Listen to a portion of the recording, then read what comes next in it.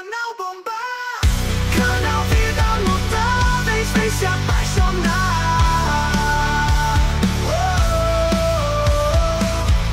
Com histórias incríveis pra te emocionar.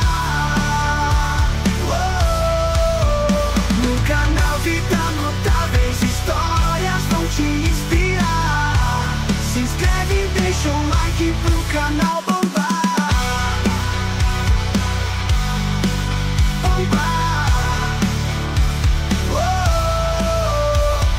Vida Notáveis está revelando algo intrigante, como a semente de uma grande história começa a germinar mesmo em solo árido. Jean-Claude Camille François Van Varenberg nasceu em 18 de outubro de 1960, na comuna de Sint-Agatha-Berchem, em Bruxelas, na Bélgica. Filho de Eugène Van Varenberg, um florista disciplinado e metódico, e de Eliana Van Varenberg, uma dona de casa gentil e sensível, Jean-Claude cresceu em um ambiente de trabalho duro, valores tradicionais e poucas distrações. Seu lar era simples, sem luxo, mas repleto de estrutura e expectativa. Desde muito pequeno, Jean-Claude demonstrava uma sensibilidade incomum para um garoto da época. Com um porte franzino, pele clara, olhos expressivos e uma personalidade tímida, ele não se encaixava nos padrões dos meninos mais durões da vizinhança. Apelidado às vezes por seus colegas de escola como pequeno intelectual, Jean-Claude sofria com provocações e enfrentava um certo bullying, o que só aumentava sua introspecção. Foi por preocupação com a autoestima do filho que seu pai decidiu matriculá-lo, aos 10 anos de idade, em aulas de karatê Shotokan, sob a orientação do mestre Claude Goetz. Mal sabiam eles que esse simples gesto seria o ponto de virada da vida do menino.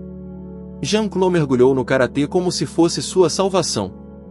Com disciplina quase obsessiva, treinava todos os dias, chovesse ou fizesse sol. Aos 12 anos, já dava sinais de ser um prodígio. Seus golpes eram precisos, sua concentração invejável, e sua determinação inabalável. O esporte lhe deu não apenas força física, mas um senso de identidade e confiança que antes ele não possuía.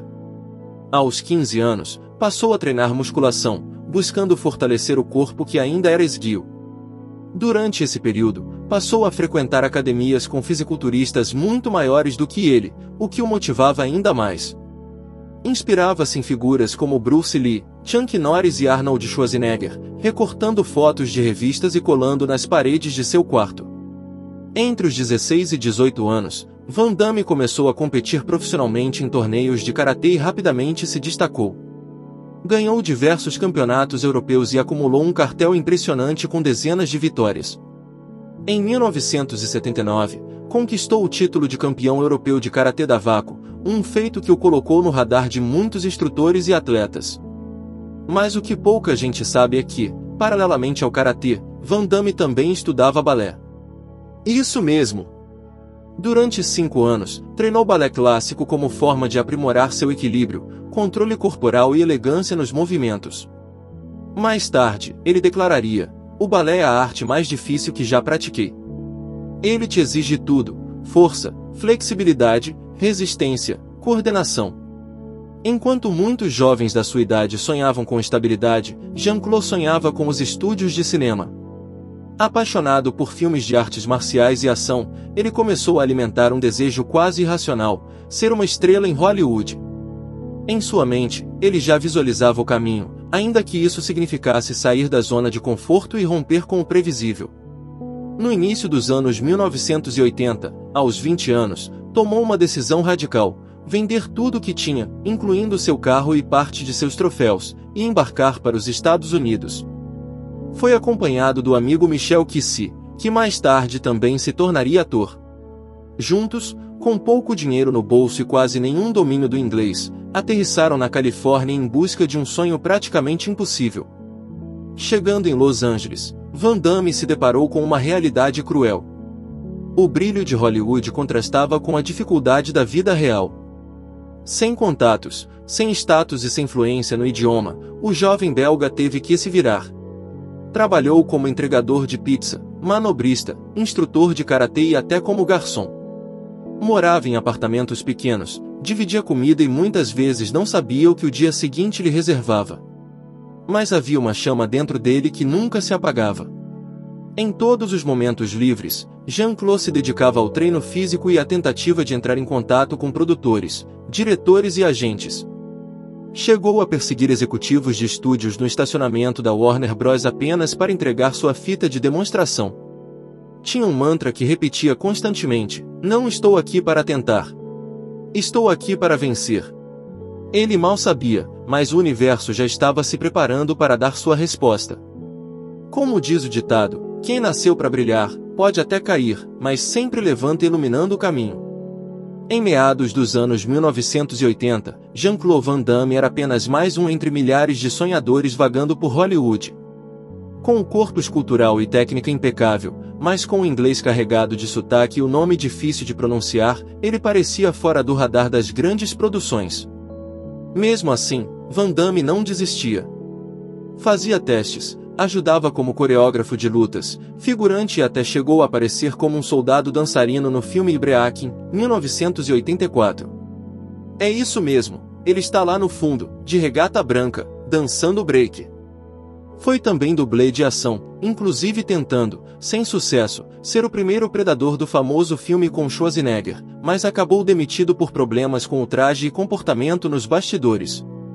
A virada só aconteceu quando ele decidiu apostar todas as fichas em um golpe ousado, ao encontrar casualmente o produtor Menahem Golan, da Cannon Films. Van Damme fez um chute giratório no ar, em plena calçada, na frente dele. Golan ficou impressionado e lhe deu uma chance. E assim nasceu Bloodsport, O Grande Dragão Branco, 1988. Um filme de baixo orçamento baseado na história, muito questionada, de Frank Dux, mas que se tornou um sucesso estrondoso entre os fãs de artes marciais.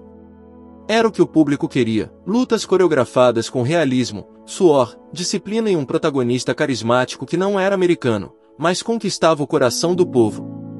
Van Damme deslanchou. E aí começou uma sequência avassaladora de filmes de ação. Kickboxer, 1989, o épico da vingança e da superação. Leão Branco, o lutador sem lei, 1990, onde Van Damme também ajudou a escrever o roteiro. Duplo Impacto, 1991, um desafio de atuação interpretando dois irmãos gêmeos, com personalidades opostas. Soldado Universal, 1992, com Dolph Lundgren, mostrando uma mistura de ficção científica e ação. O Alvo, 1993, dirigido por John Woo, um marco da ação estilizada. Timecop, 1994, seu maior sucesso de bilheteria, misturando ficção e ação policial. Street Fighter, A Última Batalha, 1994, apesar das críticas, virou cult. Nesse período, Van Damme era considerado um dos maiores astros do gênero de ação, rivalizando com Schwarzenegger, Stallone, Chuck Norris e Seagal. E o que o tornava especial era seu estilo, menos brutamontes e mais ágil, elegante, com uma pegada quase dançante. Mas como em toda boa jornada do herói, a fama tem seu preço. No auge, Van Damme começou a sofrer com os efeitos colaterais do estrelato. Desenvolveu um vício em cocaína, chegando a gastar mais de $10 mil por semana com drogas.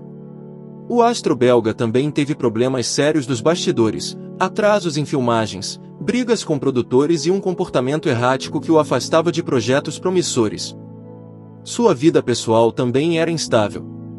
Casamentos e divórcios sucessivos, ao todo, 5 casamentos, sendo 2 com a mesma mulher, Gladys Português, com quem teve 2 filhos. Sua filha mais velha, Bianca, seguiu carreira no mundo fitness e também nas artes marciais.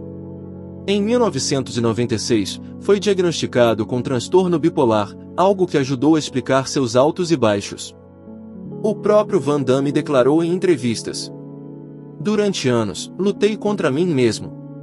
A batalha mais difícil não foi no ringue, foi dentro da minha cabeça."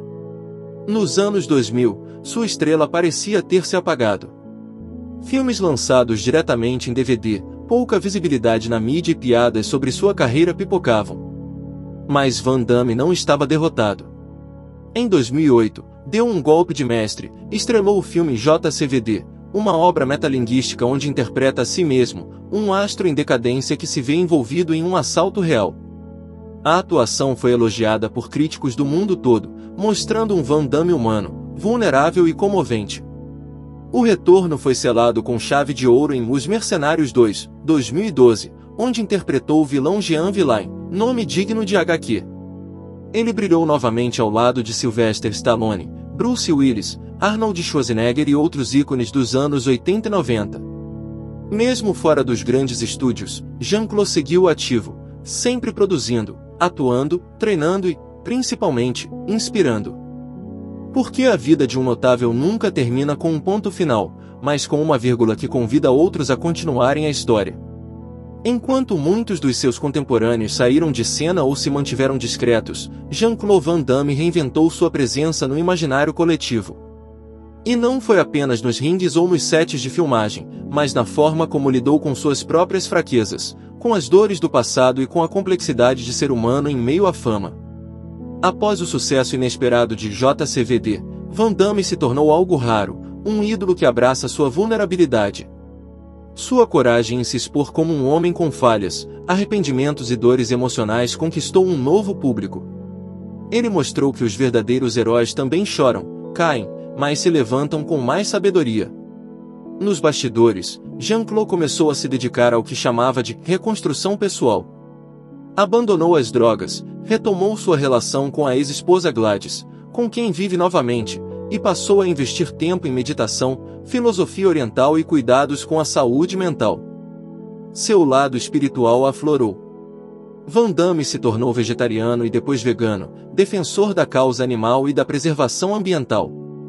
Em entrevistas, suas falas passaram a incluir temas como conexão com o universo, energia vital e autocontrole como forma de poder verdadeiro. Ele começou a usar sua voz para inspirar, principalmente jovens que viam nele não só um ícone de ação, mas um mentor resiliente. Sua presença na internet virou um fenômeno à parte. Vídeos com compilações de seus treinos, frases motivacionais e cenas icônicas de seus filmes viralizam até hoje. Memes, homenagens e recriações do lendário Split entre dois caminhões, feito para um comercial da Volvo em 2013, são provas de que ele virou parte da cultura pop moderna, e não apenas dos anos 90.